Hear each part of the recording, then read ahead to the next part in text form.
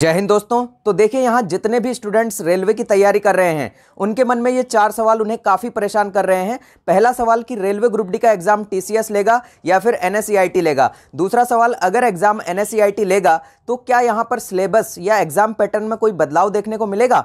तीसरा सवाल, क्या कोविड के ओमिक्रॉन वेरिएंट के बढ़ते केसेस की वजह से एनटीपीसी सीबीटी 2 और railway group D exam postpone हो जाएगा। और चौथा सवाल, क्या रेलवे एनटीपीसी सीबीटी 2 के रिजल्ट में भी यहां पर देरी हो सकती है, जो रिजल्ट की 15 जनवरी तक जारी होना है। अब एक एक करके इन सभी सवालों के जवाब हम आपको देंगे।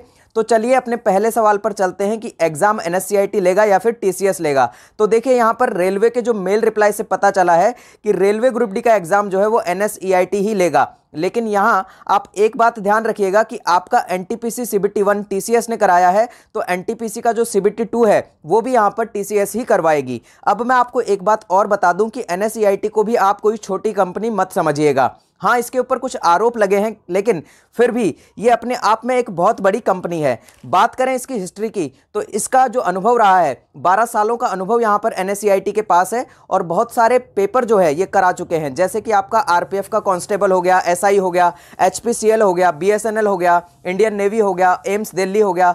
तो इतने सारे पेपर जो है एनएसईआईटी करवा चुकी है और एनएसईआईटी का काम इतना भी खराब नहीं है कि आपको यहाँ पर परेशान होने की जरूरत पड़े। तो यहां पर ये तो हुआ आपके पहले सवाल का जवाब। अब यहां पर हम चलते हैं, इस पर थोड़ी सी बात आपको और कर लेते हैं कि जो दूसरा सवाल है आपका कि एनएसईआईटी एग्जाम लेगी तो क्या एग्जाम पैटर्न में बदलाव देखने को मिलेगा।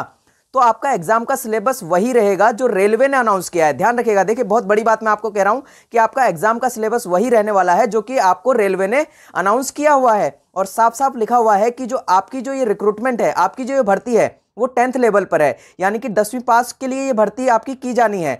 तो यहां पर 10th लेवल के प्रश्न ही आपसे पूछे जाएंगे। एक बात आप समझिए कि अगर आप एनसीईआरटी की साइंस पढ़ते हैं तो उससे बाहर यहां पर क्या जाएगा, और वही चीज आपकी मैथ में भी है और वही आपका जीए यानी कि जनरल अवेयरनेस में भी वही चीज है कि आपको एनसीईआरटी को ही यहां पर फॉलो करके आपसे क्वेश्चन पूछे जाएंगे। अब बात करें यहां पर रीजनिंग और करंट अफेयर्स की, तो रीजनिंग और करंट अफेयर का जो लेवल है वो भी यहां पर आपका वही रहने वाला है। कोई यहां पर बहुत ही स्टैंडर्ड लेवल का या बहुत ही हाई लेवल का यहां पर आपका जो लेवल है वो नहीं रहेगा, क्योंकि देखिए एग्जाम चाहे एनएसईआईटी ले चाहे से यहां पर टीसीएस ले, आपको तो यहां पर एग्जाम को फॉलो करना है, ना कि आपको यहां कोई कंपनी देखनी है कि कौन सी कंपनी आपका एग्जाम ले रही है। कोई भी कंपनी ले, आपको तो यहां एनसीईआरटी के अकॉर्डिंग यहां पर 10th लेवल की आपकी भर्ती है, उस अकॉर्डिंग आपको पढ़ना है। टॉपिक्स वही रहने वाले हैं, तो इसमें कोई भी टेंशन वाली बात नहीं है। टॉपिक आपके वही हैं, सारी चीजें वही हैं, सिर्फ कोई भी कंपनी एग्जाम ले, हमें तो सिर्फ एग्जाम यहां पर टाइम पर चाहिए, सबसे बड़ी बात यह है। अब देखिए यहां पर कोई भी चेंज आपका नहीं होने वाला है सिलेबस को लेकर या एग्जाम पैटर्न को लेकर।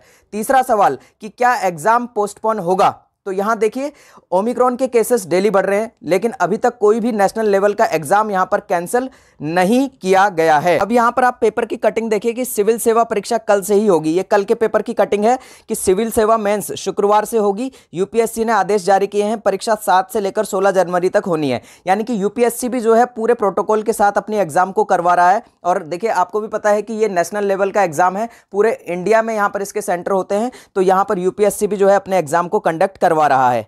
अब देखिए कैम्ब्रिज यूनिवर्सिटी, जिसने कि दूसरी लहर के टाइम पर भी भारत में कोविड केसेस की सटीक प्रिडिक्शन की थी, उन्होंने इस बार भी भारत में ओमिक्रॉन के केसेस की एक प्रिडिक्शन की है, जिसमें उन्होंने बताया है कि केसेस एकदम से बहुत पीक पर जाएंगे और फिर उतनी ही तेजी से नीचे भी आ जाएंगे, यानी कि केसेस जल्दी ही कम भी होने लगेंगे। तो देखिए आज से भी अगर हम देखें तो लगभग 45 दिन एग्जाम को बाकी हैं। अगर 1 महीने में सिचुएशन कंट्रोल हो जाती है तो आपका एग्जाम जो है वो टाइम पर होगा, इसलिए अपनी तैयारी को लगातार बनाकर रखें। अब देखिए यहां पर आपका एग्जाम किस कंडीशन में यहां पर आपका एग्जाम जो है पोस्टपोन हो सकता है, अगर सिचुएशन जो है कंट्रोल से बाहर होती है। जैसे कि कैसे सिचुएशन, वो देखिए जैसे कि आपका ट्रांसपोर्ट हो गया, आपका बस हो गई, आपकी ट्रेन हो गई, क्योंकि देखिए यहां पर रेलवे का जो पेपर है यहां पर पूरे इंडिया में होना है और अलग अलग जगह होना है, और बहुत सारे स्टूडेंट यहां पर बस या ट्रेन से सफर करके जाएंगे अलग अलग जगह। तो अगर ये दोनों चीजें अगर बंद कर दी जाती हैं तो यहां पर एग्जाम पोस्टपोन होने के चांसेस बनते हैं। लेकिन जब तक यहां पर ये चीजें सुचारू रूप से चलती रहेंगी तो आपका एग्जाम जो है वो यहां कंडक्ट करवाया जा सकता है। अब यहां पर देखिए दिल्ली में भी वीकेंड कर्फ्यू लगाया गया है और मेट्रो बस पूरी क्षमता से चलेंगी। ये देखिए ये भी आपके कल की परसों की खबर है।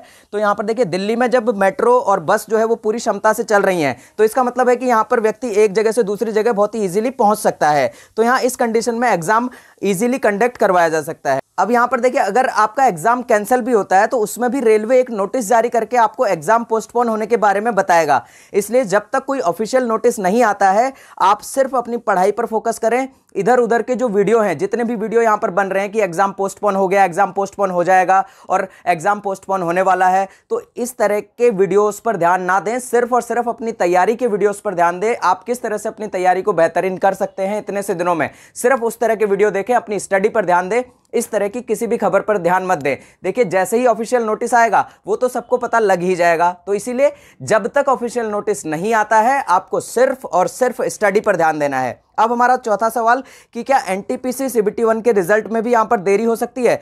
तो देखिए, एनटीपीसी के रिजल्ट में किसी भी तरह की देरी यहां देखने को आपको नहीं मिलेगी, क्योंकि सरकार भी चाहती है कि जल्द से जल्द इस वैकेंसी को पूरा कर लिया जाए, क्योंकि 2024 में लोकसभा चुनाव भी होने हैं, तो उससे पहले यह भर्ती पूरी हो जाए। तो उम्मीद करता हूं कि आपको अपने सभी सवालों का जवाब यहां पर मिल गया होगा। रेलवे की बेहतरीन तैयारी और हर अपडेट को पाते रहने के लिए आप जल्दी से हमारे चैनल को सब्सक्राइब कर लीजिए। मिलते हैं अगले वीडियो में, तब तक के लिए जय हिंद, जय भारत।